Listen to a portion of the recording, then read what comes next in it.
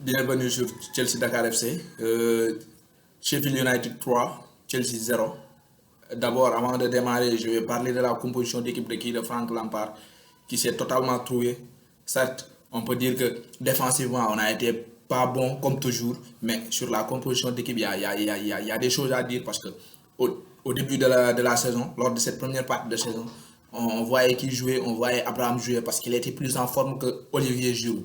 Mais depuis le retour d'Olivier Giroud à la mi-saison, on a remarqué que Giroud est mieux sur le terrain qu'Abraham. Giroud apporte mieux qu'Abraham. Giroud apporte plus qu'Abraham. Donc, je m'attends à ce que Lampard soit partial sur ses choix. Que Giroud, qui est plus en forme, Giroud qui marque des buts, Giroud qui aide cette équipe, que Giroud joue.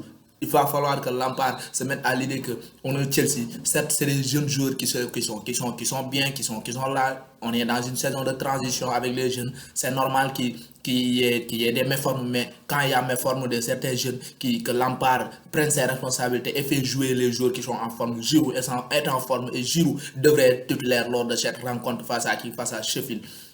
Parce qu'Abraham, je le dis, hein, il n'a rien apporté à cette équipe. Abraham, il n'a rien apporté à cette équipe. Il va falloir qu'on parle d'une chose, hein, c'est qu'avec l'arrivée de JS, j'ai beaucoup entendu certains fans de Chelsea dire que l'année prochaine, peut-être JS va jouer sur le côté, Abraham sera en pointe, mais je le dis, regardez toutes les grandes équipes d'Europe. Tu vas au Barça, il y a Luis Suarez. Tu vas au Real, il y a Karim Benzema. Tu vas au Bayern, il y a Lewandowski. Tu vas à City, il y a Sergio Kun Aguero, tu vas à Liverpool, il y a Firmino, c'est des attaquants confirmés. Donc, si tu veux rivaliser face à ces grandes équipes d'Europe, il va falloir qu'un attaquant confirmé joue. Et l'attaquant confirmé en ce moment qu'on a, c'est qui? C'est Timo Werner. Il n'est pas encore là. Et quand il sera là, je m'attends à ce que Lampard je veux dire, Abraham et Werner lutter pour cette plaque de pointe. Celui qui le mérite joue parce que je veux pas la saison prochaine voir que Lampard voulant donner du temps de jeu à son petit, c'est Tammy Abraham, fasse jouer Werner sur le côté. Ce serait inacceptable. Il va falloir qu'il y ait concurrence devant et cette concurrence ça doit être entre Abraham, Werner et Giroud et le meilleur doit jouer et je pense que Werner devrait jouer l'année prochaine parce qu'Abraham, je le dis, c'est un très bon joueur, c'est un gosse, mais pour ce niveau-là, pour ce top niveau européen, il ne l'a pas encore. Il va falloir bosser dur pour l'avoir. Parce que depuis la reprise, on sent qu'il a son impact sur cette équipe de Chelsea a diminué. Maintenant, je veux aussi parler de Jorginho, parce que les gars, ils pensaient que Jorginho, il allait venir et faire un top match. Jorginho, ça rentrait la fois passée. C'est normal, il est fraîche, il y avait de la fraîcheur, il est resté presque 2 à 3 matchs sans jouer au football. Donc à son retour, normalement, normal qu'il ait cette fraîcheur, normal qu'il puisse apporter quelque chose là.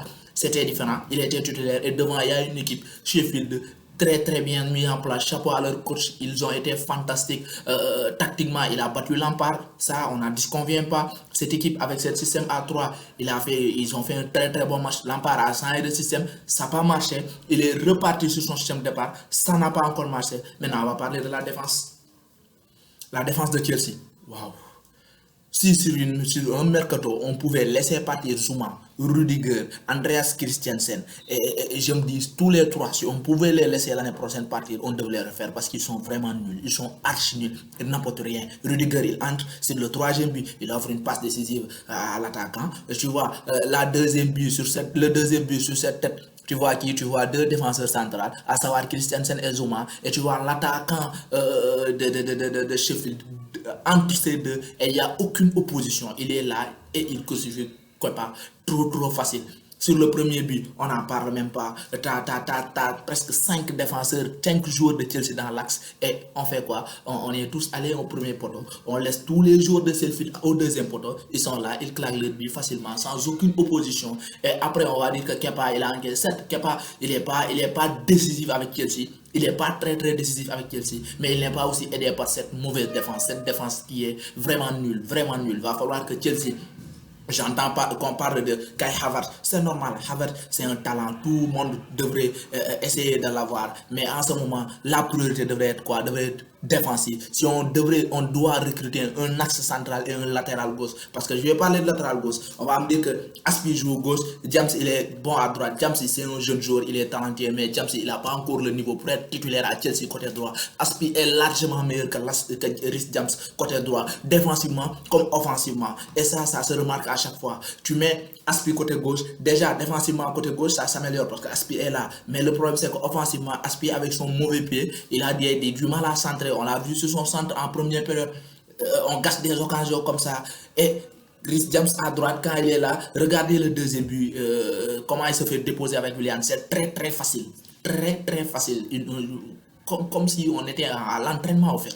C'était facile. Je me dis que Lampard, comme on sait que nous, Chelsea, nous fans, sérieusement, on sait que notre défense, elle est mauvaise. On sait que même avec les meilleurs latéraux du monde, cette défense sera toujours mauvaise. On va toujours encaisser des buts.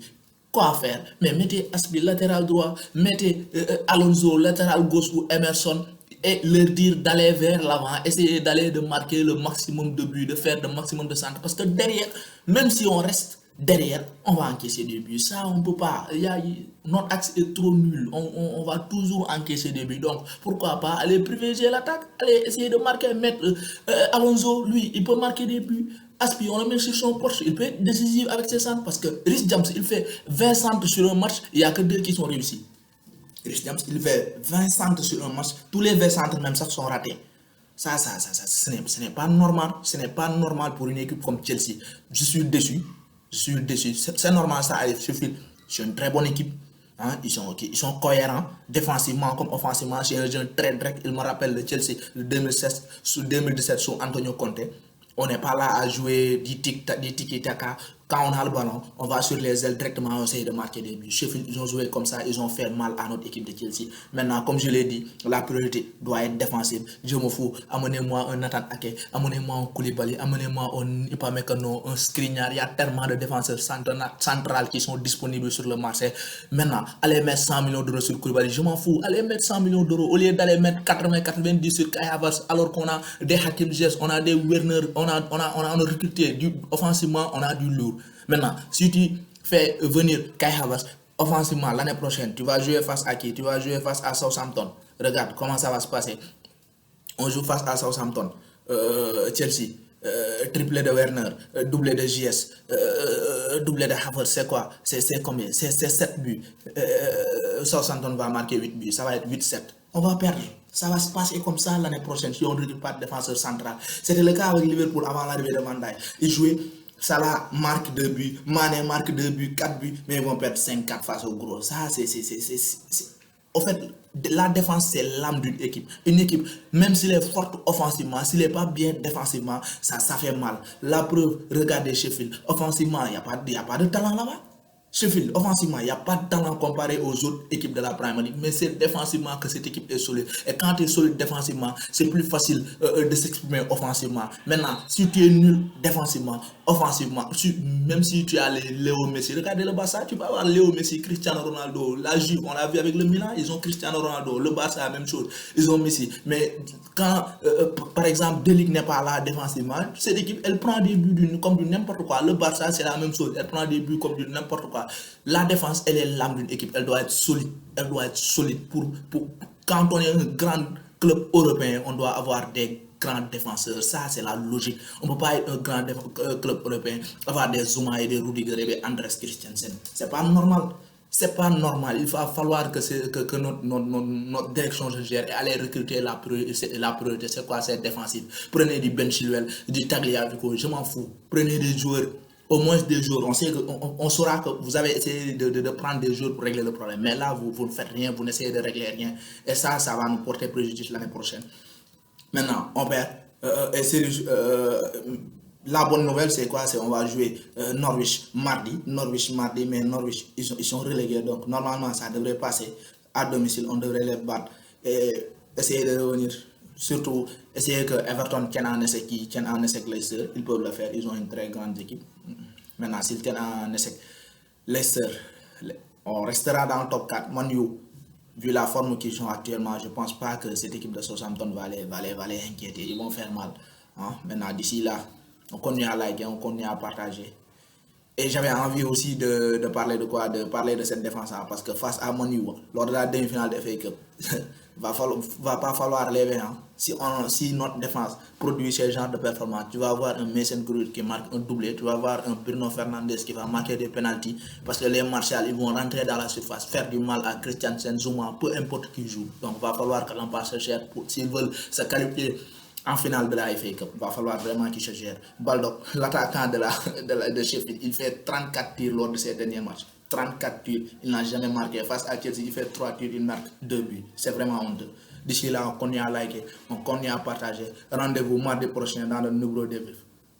Passez une bonne journée, cher Boulou.